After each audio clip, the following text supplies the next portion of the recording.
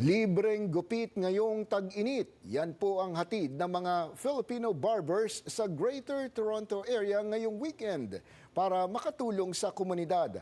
Ayon po sa organizers, ito rin ay para maipakilala ang galing ng mga barberong Pinoy sa komunidad.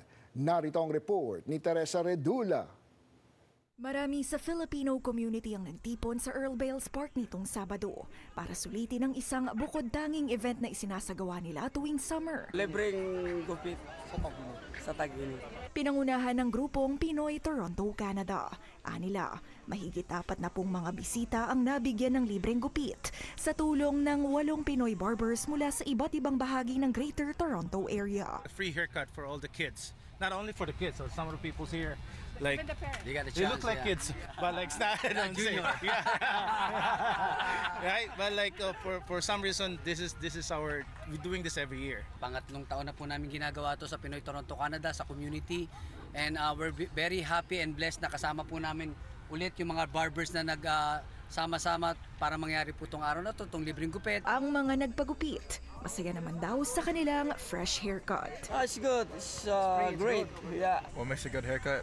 If it's fresh, I look good, and it looks nice in pictures. Anything that looks really good. Ilan din daw sa mga barbero ang dito na lumaki sa Canada, kaya't isa raw itong paraan para magbalik ng biyaya sa komunidad.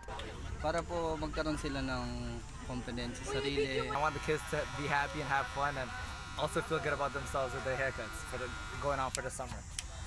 Experience na namin na pangit na gupit, and gusto namin mabigay yung gusto ng mga bata. Hindi nila alam kung paano sabihin kung ano yung klaseng gupit yung gusto nila.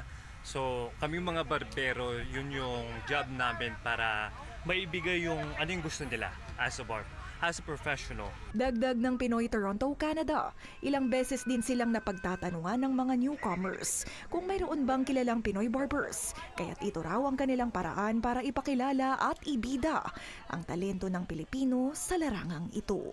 May barbero po tayo from Wilson and Bathurst, may barbero tayo from Scarborough, may barber tayo from Etobicoke, from Steeles and Bathurst, and from Barrie. So we invite them to volunteer, give free haircut for kids. The most important thing that we're doing here is the bayanihan po.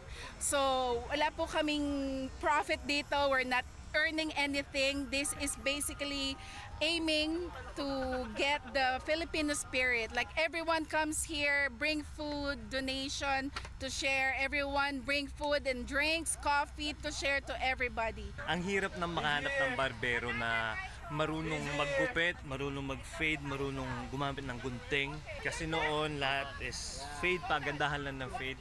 Ngayon, madaming skills na kailangan. Hindi lang yung magandang gupit, magandang lineup. A lot plays into factor.